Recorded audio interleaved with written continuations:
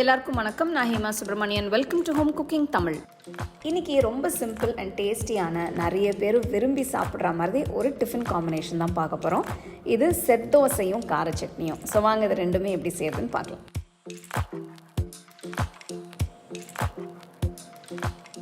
உங்கள் எல்லாருக்கும் நல்ல சாஃப்டாக ஸ்பாஞ்சியாக தோசை பிடிக்குமா? எனக்கு ரொம்ப பிடிக்கும். அண்ட் இன்ஃபேக்ட் அந்த கிறிஸ்பி தோசை விட சாஃப்ட் ஸ்பாஞ்சி தோசை நல்ல பஞ்சு மாதிரி இருந்ததுதான் எனக்கு ரொம்பவே பிடிக்கும். ஸோ இன்றைக்கி நான் உங்களுக்கு ஒரு அருமையான செட் தோசை தான் செஞ்சு காட்ட போகிறேன். ஸோ வாங்க டைம் வேஸ்ட் பண்ணாமல் இந்த செட் தோசை எப்படி செய்யறதுன்னு பார்க்கலாம். இன்றைக்கி நம்ம பார்க்க போகிற இந்த செட் தோசை ரெசிபிக்கு வந்து ஒரு 12லேருந்து 15 சின்ன தோசை வரும். பட் சப்போஸ் உங்களுக்கு ஜாஸ்தியாக தோசை வேணும்னா நான் காட்ட ப்ரப்போர்ஷன்ஸ், அதாவது இந்த அளவு எல்லாமே நீங்கள் டபுள் பண்ணிக்கோங்க. ஸோ ஃபஸ்ட்டு நம்ம அரிசி எடுத்துக்கலாம் ஒரு பவுலில். இது வந்து நான் பச்சரிசி எடுத்திருக்கேன், அதாவது ஒரு கப் அளவுக்கு. இது வந்து 250 ml கப் மெஷர்மெண்ட். இதில் ஒரு கப்பு பச்சரிசி எடுத்திருக்கேன். அடுத்து இதில் 1/4 கப் அளவுக்கு உளுந்து, அதாவது முழு உளுந்து எடுத்துக்கலாம். 1/4 கப் அளவுக்கு முழு உளுந்து அது சேர்க்க போகிறேன். அடுத்து 1 டீஸ்பூன் வெந்தயம், அதுவும் இதில் சேர்த்துடலாம். இது வந்து நம்ம எல்லாமே சேர்த்து தனியாக ஊற வைக்கணும். ஸோ இது நல்லா 2-3 வாட்டி கழுவிட்டு தேவையான அளவு தண்ணியை ஊற்றி இது ஒரு 3 மணி நேரம் நம்ம ஊற வச்சுக்கலாம். ஸோ இதை சுத்தமாக கழுவியாச்சு. இப்போது நான் தண்ணி ஊற்றி ஊற வச்சிடுறேன். இது ஒரு 3 மணி நேரம் ஊறட்டும். அரிசியும் பருப்பும் ஒரு 2.5 மணி நேரம் ஊற வச்ச பிறகு ஜஸ்ட் அரைக்கிறதுக்கு ஒரு அரை மணி நேரத்துக்கு முன்னாடி இந்த அவலை போட்டு நம்ம ஊற வைக்கணும். இதை பாருங்கள், இது வந்து இந்த தட்டை அவல் தான் எடுத்திருக்கேன். அந்த சின்னதாக குண்டாக இருக்கும்ல, அந்த அவல் கிடையாது. இது நீங்கள் எடுத்திங்கன்னா உங்களுக்கு இந்த ரெசிபிக்கு இந்த மாதிரி அவல் எடுத்திங்கன்னா நல்லாயிருக்கும்.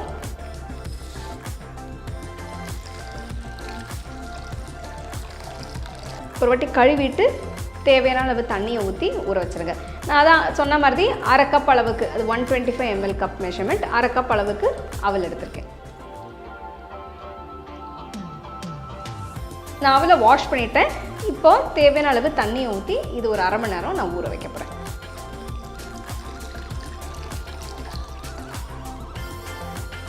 மூணு மணி நேரம் ஆயிடுச்சு. இங்கே பாருங்கள், அவலும் நல்லா உப்பி இருக்கு. ஸோ இப்போது இதில் வந்து தண்ணியெல்லாம் நான் வந்து ரிமூவ் பண்ணிவிட்டேன், எடுத்துட்டேன். இதை கம்ப்ளீட்டாக அப்படியே நான் வந்து மிக்சர் ஜாருக்கு மாற்றுறேன். இதை நீங்கள் கிரைண்டரில் கூட அரைச்சிக்கலாம். இது வந்து குவான்டிட்டி கம்மினால நான் வந்து மிக்சர் ஜார்லேயே போடுறேன்.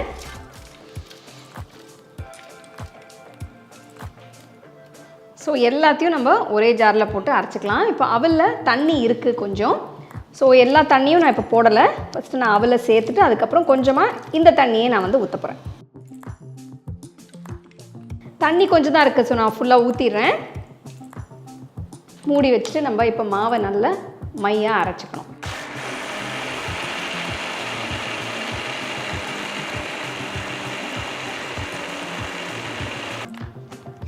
மாவு பாருங்கள், நல்ல மையாக அரைஞ்சிருக்கு. நான் செக் பண்ணி பார்த்துடுறேன். சூப்பராக இருக்குது, நல்லா சாஃப்டாக இருக்குது. இப்போ நம்ம மாவை எடுத்து ஒரு பவுலுக்கு மாற்றிடலாம். ஸோ மாவு வந்து நான் நல்லா மையாக அரைச்சிட்டேன். இப்போ நான் இதில் 1 டீஸ்பூன் உப்பு சேர்த்து நல்லா மிக்ஸ் பண்ணி இதை வச்சிட போகிறேன். உங்களுக்கு வேணும்னா நீங்கள் கையை யூஸ் பண்ணி நல்லா மிக்ஸ் பண்ணிக்கலாம். நான் இப்போ ஸ்பேச்சுலாக தான் மிக்ஸ் பண்ணுறேன். ஸோ நல்லா இந்த மாதிரி ஃப்ளஃபியாக வர மாதிரி நல்லா மிக்ஸ் பண்ணிவிடுங்க. இது வந்து ஒரு 8 மணி நேரம் வெளியில் வச்சு புளிக்க வைக்கணும் மாவை. ஸோ ஓவர் நைட் நீங்கள் வச்சு புளிக்க வச்சுக்கலாம். ஸோ நாளைக்கு நீங்கள் தோசை போடுறீங்கன்னா இன்றைக்கே அரைச்சி வச்சிங்கன்னா நாளைக்கு காலையில் உங்களுக்கு பர்ஃபெக்டாக இருக்கும். இல்லை நீங்கள் சாயங்காலமாக தோசை ஊற்ற போகிறீங்கன்னா டிஃபனுக்கு நீங்கள் காலையில் அரைச்சி வச்சிட்டிங்கன்னா ஈவினிங்குள்ளே உங்களுக்கு நல்லா புளிச்சிடும். ஸோ மாவு பதம் பார்த்திங்கன்னா இந்த மாதிரி தான் இருக்கணும். நல்ல ஒரு போரிங் கன்சிஸ்டன்சியில் தான் மாவு இருக்கணும், கட்டியாக இருக்கக்கூடாது. ஸோ இந்த பதம் நீங்கள் பார்த்துக்கோங்க. இப்போ நம்ம மாவை புளிக்க வைக்க போகிறோம். நான் இதை அப்படியே ஒரு 8 மணி நேரம் மூடி போட்டு வச்சிட போகிறேன். பாருங்கள், மாவு நல்லா பொங்கியிருக்கு. ஸோ அப்படி மிக்ஸ் பண்ணுறேன் பாருங்கள், எவ்வளோ நல்லா ஃப்ராத்தியாக இருக்குன்னு.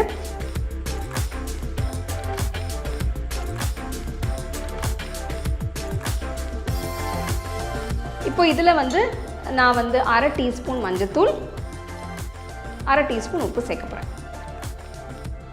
ஸோ மஞ்சத்தூள் வந்து உங்களுக்கு ஒரு ஆப்ஷன் தான். தோசை நல்லா ஒரு மஞ்சள் கலரில் வரும். இது யூஸ்வலாக இந்த மாதிரி தோசை, அதாவது செட் தோசை வந்து இந்த மாதிரி மஞ்சள் கலரில் ரெஸ்டாரண்ட்ஸில் ஹோட்டல்ஸ்லலாம் தருவாங்க. எல்லா இடத்துலையும் இது கிடைக்காது, சில இடத்துல தான் தருவாங்க. ரீசெண்டாக வந்து நான் போன ஒரு ரெஸ்டாரண்ட்டில் இந்த மாதிரி செஞ்சு கொடுத்துருந்தாங்க, ரொம்ப நல்லா இருந்தது. ஸோ அங்கேருந்து வந்த ஐடியா தான் இது, உங்களுக்கு செஞ்சு காட்டலான்னு நினச்சேன். ஸோ இது நல்லா மிக்ஸ் பண்ணிவிட்டு வச்சுருங்க. ஸோ மஞ்சத்தூள் வந்து ஃபுல்லாக கரையிறதுக்கு கொஞ்சம் டைம் ஆகும். நம்மளோட செட் தோசைக்கு மாவு ரெடி ஆகிடுச்சு. இப்போ நம்ம தோசை போட ஆரம்பிச்சிடலாம். தோசைக்கல் வச்சாச்சு, தோசைக்கல் நல்லா சூடாக இருக்குது. இப்போ நம்ம தோசை போட ஆரம்பிச்சிடலாம். ஸோ இந்த மஞ்சள் கலர் உங்களுக்கு வேண்டான்னா நீங்கள் இது இல்லாமையே நீங்கள் இந்த செட் தோசை செஞ்சுக்கலாம்.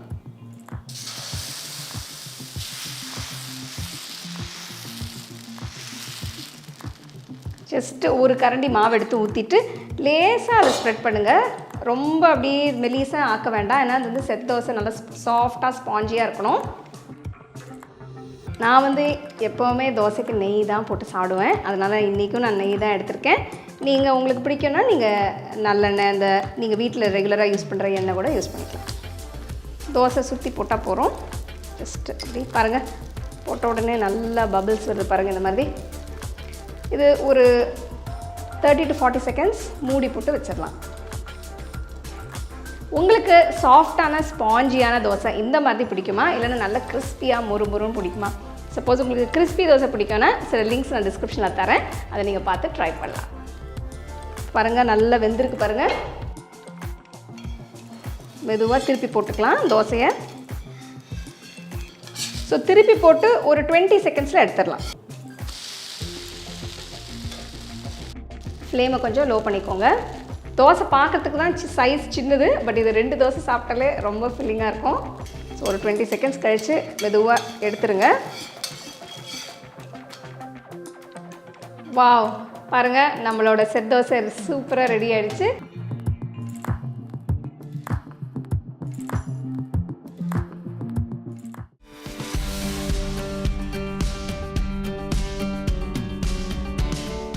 கார சட்னி பண்ணுறதுக்கு எல்லா இன்க்ரீடியன்ஸையும் நான் இங்கே ரெடியாக எடுத்து வச்சுருக்கேன். கடாயில் 3 டீஸ்பூன் எண்ணெயை ஊற்றுங்க. நெக்ஸ்ட் 3 மீடியம் சைஸ் வெங்காயம் நறுக்கினது சேர்த்து வதக்குங்க.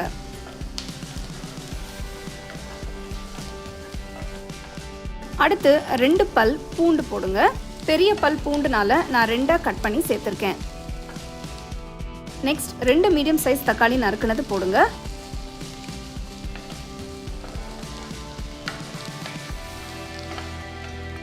அடுத்து நான் 12 பியாத்கி மிளகாய் சேர்க்குறேன். இந்த மிளகாய் வந்து நல்ல கலரும் கொடுக்கும், காரமாகவும் இருக்கும். உங்ககிட்ட இந்த மிளகாய் இல்லைன்னா நீங்கள் ரெகுலராக யூஸ் பண்ணுற காஞ்ச மிளகாய் யூஸ் பண்ணிக்கலாம். 1 டீஸ்பூன் கல்லுப்பு சேர்த்து மிக்ஸ் பண்ணுங்க. உங்ககிட்ட கல்லுப்பு இல்லைன்னா நீங்கள் ரெகுலராக சமையலுக்கு யூஸ் பண்ணுற உப்பு கூட யூஸ் பண்ணிக்கலாம். நெக்ஸ்ட் கொஞ்சமாக புளி சேர்த்து வதக்குங்க. இது வந்து சட்னிக்கு ஒரு நல்ல புளிப்பு டேஸ்ட் கொடுக்கும்.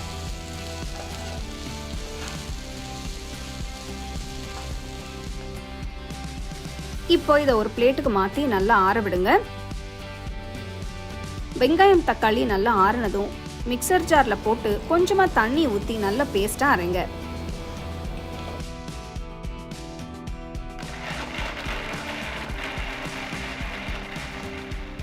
இப்போ சட்னி அரைச்சு ரெடி ஆயிடுச்சு. நெக்ஸ்ட் நம்ம சட்னியை தாளிக்கலாம்.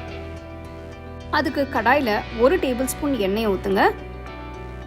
நெக்ஸ்ட் 1 டீஸ்பூன் கடலைப்பருப்பு, 1 டீஸ்பூன் உளுத்தம்பருப்பு, 1/2 டீஸ்பூன் கடுகு, 1 டீஸ்பூன் சீரகம் போடுங்க.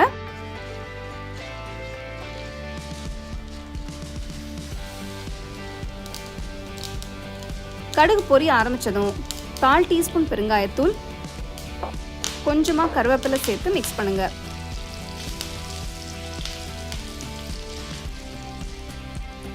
இப்போ அரைச்ச சட்னியை ஆட் பண்ணி எல்லாம் சேர்த்து நல்லா மிக்ஸ் பண்ணுங்க.